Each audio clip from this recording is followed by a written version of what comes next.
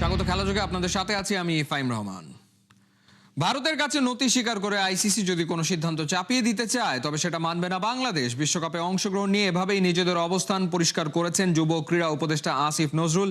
তার এই বক্তব্যে যেমন স্পষ্ট হয়েছে ভারত সফর ঘিরে নিজেদের অবস্থানে অটল আছে বাংলাদেশ, তেমনি প্রশ্ন দেখা দিয়েছে আইসিসি কে আদৌ কোনো চাপ দিচ্ছে বিসিবিকে। বিস্তারিত জানাচ্ছেন পার্থ বণিক। আমরা ফরমালি আমার জানা মতে এমন কিছু শুনি নাই যে আমাদের বাদ দিয়ে স্কটল্যান্ডকে নিবে।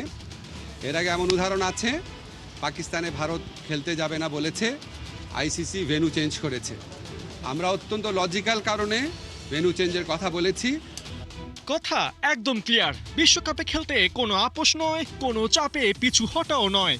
বাংলাদেশ টি-20 ওয়ার্ল্ড কাপে অংশ নিতে কোনোভাবেই ভারত যাবে না। বিশ্বকাপে বাংলাদেশের অংশগ্রহণ নিয়ে গত কদিন ধরে একের পর এক যে ডেভেলপমেন্ট হচ্ছিল, যেখানে বাংলাদেশের আপোষ করার প্রসঙ্গ আসছিল, সেখানে যুব ও ক্রীড়া উপদেষ্টা আসিফ নজরুল সাফ জানিয়ে দিয়েছেন আইসিসির চাপিয়ে দেওয়া কোনো সিদ্ধান্ত মানবে না বাংলাদেশ। আমাদের মূল কথা হচ্ছে, যদি আইসিসি ভারতীয় বোর্ডের কাছে মাথা নত করে আমাদের উপর চাপ সৃষ্টি করে অযৌক্তিক কোনো শর্ত চাপায় দেয়, আমরা সেই অযৌক্তিক শর্ত মানব না। আমাদেরকে অযৌক্তিক প্রেশার প্রয়োগ করে অযৌক্তিক চাপ সৃষ্টি করে আমাদেরকে ভারতে খেলাতে বাধ্য করা যাবে না। ক্রীড়া উপদেষ্টা প্রশ্নের উত্তর দিলেও তার কথাতেই সৃষ্টি হয়েছে আরেক প্রশ্ন, আইসিসি কি আসলেই কৌশলে বাংলাদেশকে ভারতে যাবার জন্য চাপ দিচ্ছে? গেল রবিবার ক্রিকেট বিষয়ক ওয়েবসাইট ক্রিকইনফোর এক সংবাদে দাবি করা হয় বাংলাদেশকে 21 জানুয়ারি পর্যন্ত আলটিমেটাম দিয়েছে আইসিসি। এই সময়ের মধ্যেই বিসিবিকে জানাতে হবে বাংলাদেশ বিশ্বকাপ খেলতে ভারত যাবে কিনা, আর যদি না যায় তবে বাংলাদেশের জায়গায় পরবর্তী টপ র্যাঙ্কধারী স্কটল্যান্ডকে বিশ্বকাপে বিবেচনা করা হবে। তবে রবিবারের প্রকাশিত এই সংবাদের সত্যতা রাত পেরোতেই নাকচ করে দেয় বিসিবি। বিসিবি নাকচ করলেও কৌতূহল তো আর থেমে থাকে না। 7 ফেব্রুয়ারি বিশ্বকাপ শুরু, হাতে 3 সপ্তাহ নেই। বাংলাদেশ আর কত সময় ধরে আইসিসির সাথে আলোচনা চালাবে? সত্যিই কি বাংলাদেশকে চাপে ফেলতে স্কটল্যান্ডকে বিশ্বকাপে নেবার কথা জানিয়েছে আইসিসি? বিবিসির প্রতিবেদন অবশ্য তেমনটা বলছে না। ব্রিটিশ এই মিডিয়ার খবর, বাংলাদেশের রিপ্লেসমেন্ট হিসেবে এখনও স্কটল্যান্ডের সাথে কোনো যোগাযোগ করেনি আইসিসি। এমনকি বাংলাদেশের প্রতি সম্মান রেখে স্কটল্যান্ডও আগ বাড়িয়ে আইসিসির কাছে এ ব্যাপারে কিছুই জানতে চায়নি। তবে স্কটল্যান্ড জানতে না চাইলেও তারা যে বিবেচনার বাইরে আছে তেমনটা নয়। রাজনৈতিক কারণেই 2009 টি-20 বিশ্বকাপে জিম্বাবুয়ে দল ইংল্যান্ড সফরে অস্বীকৃতি জানালে তাদের পরিবর্তে এই স্কটল্যান্ডই বিশ্বকাপ খেলেছিল। তাই এবারও তাদের জন্য তেমন সম্ভাবনাই অপেক্ষা করছে। হাতে সময় অল্প হলেও বোঝা যাচ্ছে শর্ট টাইম নোটিসেও বিশ্বকাপ খেলার মতো পরিস্থিতিতে আছে স্কটল্যান্ড। এই মুহূর্তে স্কটিশ ক্রিকেটাররা অনুশীলনে ফিরেছে। আগামী মার্চে উইন্ডহুকে নামিবিয়া ও ওমানের সাথে ত্রিদেশীয় সিরিজ খেলবে দলটি। পার্থ বণিক, ৭১। লাস্ট ওভারের থ্রিলারে রাজশাহী ওয়ারিয়র্সকে কাঁদিয়ে বিপিএল এর ফাইনাল নিশ্চিত করল চট্টগ্রাম রয়্যালস। রাজশাহীর তোলা 133 রানের টোটাল এদিন 6 উইকেট হাতে রেখে টপকে যায় শেখ মেহেদীরা। মিরপুরের পিচে প্রথমে ব্যাট করতে নেমে রাজশাহীর ব্যাটিং অর্ডারে ধস নামে। কেবলমাত্র ওপেনার তানজিদ তামিম একা হাতে 41 রান তোলেন। আর এক ওপেনার সাহিবজাদা ফারহান করেন 21 রান।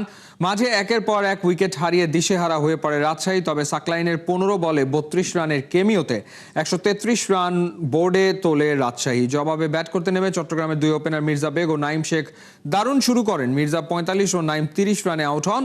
শেষ দিকে অধিনায়ক শেখ মেহেদীর 2 ছক্কায় 3 বল আগেই ফাইনাল নিশ্চিত করে চট্টগ্রাম ওয়ারিয়র্স।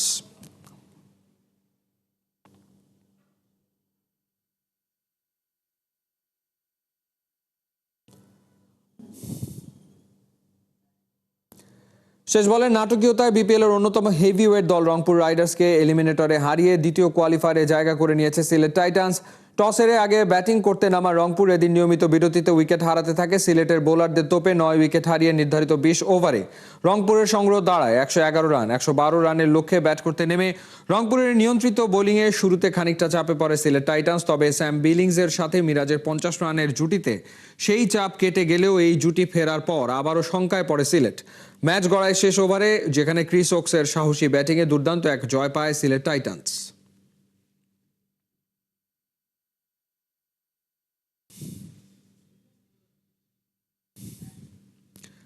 টাইগাররা কোন দেশে খেলবে, আদৌ কি খেলবে, খেললে প্রতিপক্ষ কারা হবে, বিশ্বকাপ ইস্যুতে কিছুই জানেন না লিটন দাস। টি-20 ক্যাপ্টেনের কণ্ঠে হতাশা। শুধু তাই না, বিপিএল এর প্লে অফে বাজে উইকেট নিয়ে জানিয়েছেন নিজের বিরক্তির কথা। নাহিয়ান বিন জসিমের রিপোর্ট। আমরা ওয়ার্ল্ড কাপ খেলতে যাচ্ছি, তো সেই 15 জন এখনো জানে না যে আমরা কোন দেশে যাব বা কাদের বিপক্ষে খেলবো। আজকে থেকে খেলা শেষ, বিন্দাস থাকবো রুমে, আর কি। সবচেয়ে দামি দল গড়ার পরও বিপিএল এর এলিমিনেটর থেকেই বাদ রংপুর রাইডার্স। নিঃসন্দেহে একটা খারাপ সময় কাটছে লিটন কুমার দাসের। ঠিক এই মুহূর্তে রংপুর যখন বিপিএল থেকে বাদ পড়ে গেছে, 100% ফোকাসটাই কিন্তু লিটনের থাকার কথা টি-20 বিশ্বকাপ নিয়ে, কিন্তু সেখানেও অনিশ্চয়তা। ঠিক যে অবস্থায় বাংলাদেশ এখন দাঁড়িয়ে আছে, তাতে করে ভারতের মাটিতে কোনোভাবেই বাংলাদেশ বিশ্বকাপের ম্যাচ খেলতে যাচ্ছে না, সেটা শতভাগ নিশ্চিত। শ্রীলঙ্কার মাটিতে যে অপশনটা ছিল বাংলাদেশের খেলার, সেটাও কিন্তু একেবারেই ধোঁয়াশায়, সেটা শূন্যের কোটায় নেমে আসছে। তাহলে কি বাংলাদেশ বিশ্বকাপ খেলবে না? আপনি কি শিওর আমরা ওয়ার্ল্ড কাপ খেলতে যাচ্ছি? যদি আপনি জানতেন যে আপনার গ্রুপ কে হবে, আপনি কোন দেশে যাচ্ছেন, এটা একটা হেল্প হতো। এখন যে জিনিসটা হাতেই নেই আমার, বা আমাদের ক্রিকেট ওভারঅল যতগুলো প্লেয়ার, আপনারা তো অলরেডি টিম জানেন যে কোন 15 জন যাবে, তো সেই 15 জনও এখনো জানে না যে আমরা কোন দেশে যাব বা কাদের বিপক্ষে খেলবো। আমার জায়গা থেকে আমি যেমন আনসার্টেন, সবাই আনসার্টেন। আমার মনে হয় পুরো বাংলাদেশই আনসার্টেন এই মুহূর্তে। লেবু বেশি চিপলে তেতো হয়ে যায়, ঠিক একই রকমভাবে বাংলাদেশের বিশ্বকাপ ইস্যু নিয়ে সাম্প্রতিক সময়ে এত বেশি আলোচনা হয়েছে, এত বেশি কথা হয়েছে যে ভক্তদের মতো টি-20 ক্যাপ্টেনও কিন্তু অনেকটাই বিরক্ত। বিশ্বকাপের প্রস্তুতির মঞ্চ ছিল এই বিপিএলটা। ঠিক এলিমিনেটরে যখন রংপুর রাইডার্স বাদ পড়ে গেছে, তারপর প্রেস কনফারেন্সে লিটন কুমার দাসকে জিজ্ঞেস করা হয়েছিল বাংলাদেশের বিশ্বকাপের প্রস্তুতিটা আসলে কেমন হয়েছে, যদি বাংলাদেশ আসলে শেষ পর্যন্ত বিশ্বকাপটা খেলে। সে প্রশ্নের উত্তরে টি-20 ক্যাপ্টেনের কণ্ঠে একেবারেই বিরক্তির সুর উঠে এসেছে। টি-20 নিয়ে আমরা এখনো জানি না, ওয়ার্ল্ড কাপ নিয়ে, সো এটা প্রসঙ্গই বাদ। ক্রিকেটের জন্য আমার মনে হয় টি-20 ফরম্যাটটা, আমি বলবো না যে একদম আইডিয়াল না, বাট কোয়ালিফায়ার ম্যাচ, আপনি তো মানে এমন একটা সিচুয়েশনে গেম খেলতেছেন, ডু অর ডাই, আপনি সম্পূর্ণ বলার ফেভারে দিয়ে গেলেন, তাহলে তো ক্রিকেটটা হলো না। আমার মনে হয় বেটার উইকেট বোথ টিমে আশা করছিল। ম্যাচ আমরা হারতাম, সমস্যা নেই, বাট ক্রিকেটটা ক্রিকেটের মতন হলে মনে হয় একটু ভালো হতো। আজকে থেকে খেলা শেষ, বিন্দাস থাকবো রুমে, আর কি। লিটন দাস একটু আগে ভাগেই ফ্রি হয়ে গেছেন, বলছেন বিন্দাস থাকবেন, কিন্তু বিশ্বকাপ নিয়ে যে ধরনের অনিশ্চয়তায় টি-20 ক্যাপ্টেন, তাতে করে বিন্দাস থাকার কোনো উপায় কি আছে? কারণ এই বিশ্বকাপকে ঘিরেই লিটন কুমার দাস ক্যাপ্টেন হয়েছিলেন, বড় একটা স্বপ্ন দেখেছিলেন। বাংলাদেশ শেষ পর্যন্ত যদি বিশ্বকাপটা না খেলে, তখন দেশের ক্রিকেটের ভবিষ্যৎটা আসলে কোন দিকে যাবে? শুধু ভক্তরা না, নিঃসন্দেহে টি-20 ক্যাপ্টেনও কিন্তু রাজ্যের টেনশনে আছেন। নাহিয়ান বিন জসিম, 71, ঢাকা।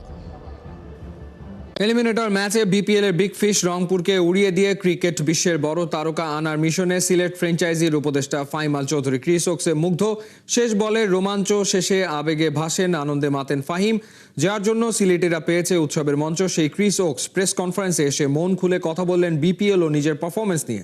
সাইফুল রূপকের রিপোর্ট। কিন্তু সিলেট কাপ নিব ইনশাআল্লাহ। ইনশাআল্লাহ যদি ফাইনালে যাই, ঐতিহাসিক চমক দেখবেন, সবাইকে নিয়ে আসবো। এবার চাইবো যে পুরো পিচ ভরে ফেলে যদি ফাইনালে যাই ইনশাআল্লাহ। অতিরিক্ত খুশিতে অতি আবেগেই কি সিলেট টাইটান্সের উপদেষ্টা ফাহিম চৌধুরী এই কথাটা বলেছেন? অর্থাৎ তিনি বলেছেন, যদি সিলেট বিপিএল এর ফাইনালে ওঠে, তাহলে সিলেট থেকে দর্শক এনে মিরপুরের মাঠ, মিরপুরের পিচ ভরিয়ে ফেলবেন। তাহলে খেলাটা হবে কোথায়? তবে ফাহিমের আরেকটা কথা ভালোভাবে নিতে হবে বা হালকাভাবে নেওয়ার কিছু নেই। তিনি বলেছেন, বিপিএল এর ফাইনালে যদি সিলেট ওঠে, তাহলে বড় চমক দেখাবেন, বড় ক্রিকেটার নিয়ে আসবেন। তার সামর্থ্য আছে, তার ইচ্ছা আছে। এই যে Moeen Ali, Chris Woakes, Sam Billings, তাদের সাথে ডিলিংসটা এই ফাহিম চৌধুরী। তিনি ইংল্যান্ডে থাকেন, ইংল্যান্ড প্রবাসী, তিনি টাকা ঢালছেন, তার স্বপ্নটা বড়, সিলেটকে কাপ দিতে চান, বড় বড় তারকাদের এনেছেন।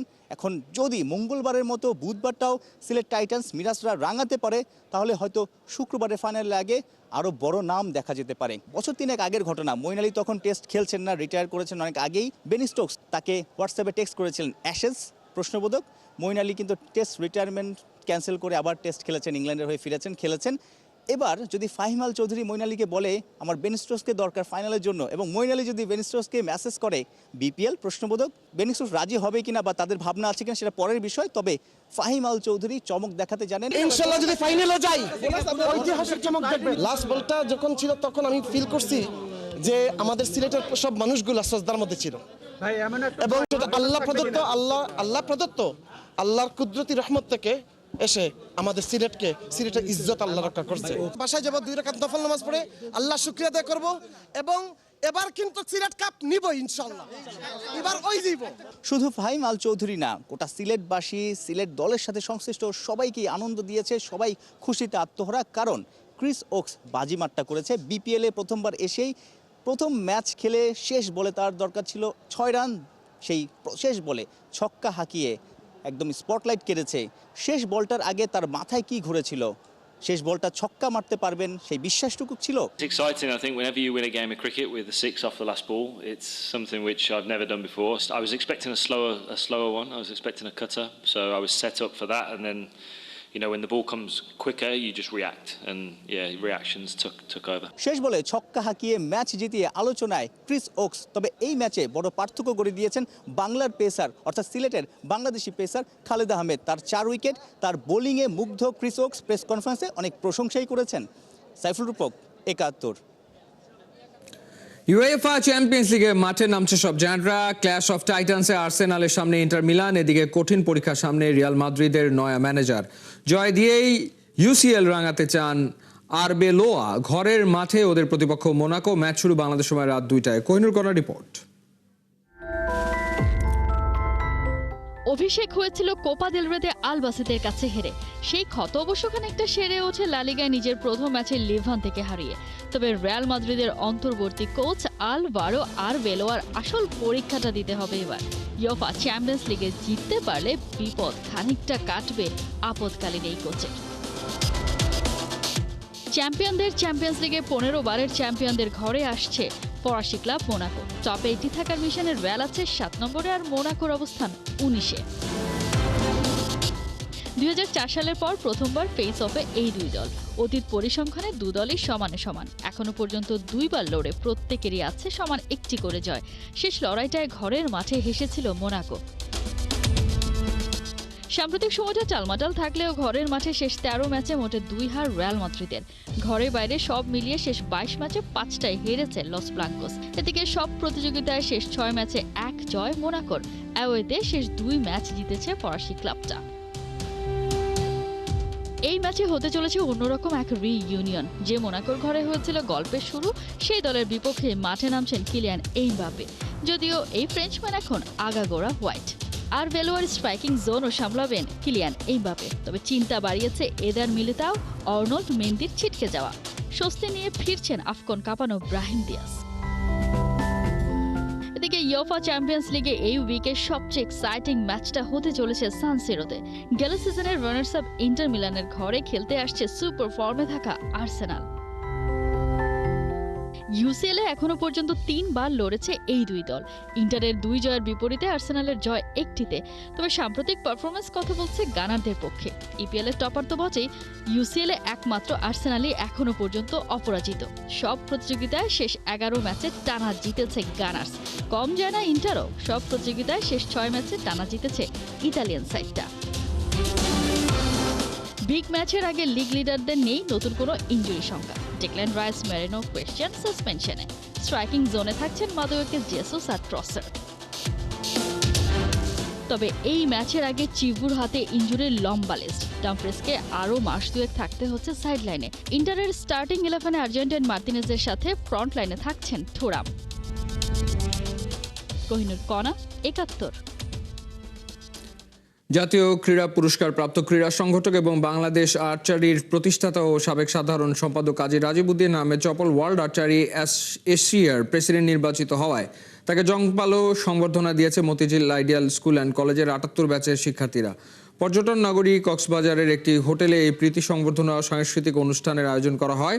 ওয়ার্ল্ড আর্চারি এশিয়া কংগ্রেসের নির্বাচনে কাজী রাজিবউদ্দিন আহমেদ চপল তার প্রতিদ্বন্দ্বী থমাস হানকে 29-9 ভোটের বিশাল ব্যবধানে পরাজিত করে প্রেসিডেন্ট নির্বাচিত হন। বাংলাদেশের কোনো ক্রীড়া সংগঠকের এমন আন্তর্জাতিক সাফল্য দেশের ক্রীড়াঙ্গনে এক নতুন দিগন্ত উন্মোচন করেছে। কাজী চপল মতিঝিল আইডিয়াল স্কুল অ্যান্ড কলেজের 1979 ব্যাচের ছাত্র। সংবর্ধনা অনুষ্ঠানে উপস্থিত ছিলেন আইডিয়াল স্কুলের 1978 ব্যাচের প্রাক্তন শিক্ষার্থীরা। স্কুলের একজন প্রাক্তন শিক্ষার্থীর এই বিশ্বজয়ী সাফল্যে গর্ব প্রকাশ করেন তারা। শুধু আমাদের ব্যাচের জন্য না, এটা আমার মনে হয় যে আইডিয়াল স্কুলের জন্য একটা গর্বের বিষয় যে আমাদের স্কুলের একজন ছাত্র, কৃতি ছাত্র, এবং সে বিভিন্ন সেক্টরে সে কাজ করে যাচ্ছে এবং সেটার জন্য অবশ্যই আমি গর্ববোধ করছি। চপলের এই যে কৃতিত্ব, এটা আসলে জানানো উচিত, এটা আমাদের ন্যাশনালি জানানো উচিত। আমাদের ছোট ছোট ফর্মে আমরা যারা আছি, আমরা আমাদের স্টুডেন্ট, আমাদের বন্ধু বান্ধব, তাদের সবাইকে জানানো উচিত, কারণ আসলে না জানলে তো পরবর্তী জেনারেশন জানতে পারবে না। এই ছিল এই মুহূর্তের খেলা যুগে সরাসরি সংবাদ অনুষ্ঠান দেখতে চোখ রাখুন ৭১-এর ফেসবুক পেজ এবং সাবস্ক্রাইব করুন ৭১-এর ইউটিউব চ্যানেলে। ৭১-এর সাথেই থাকুন।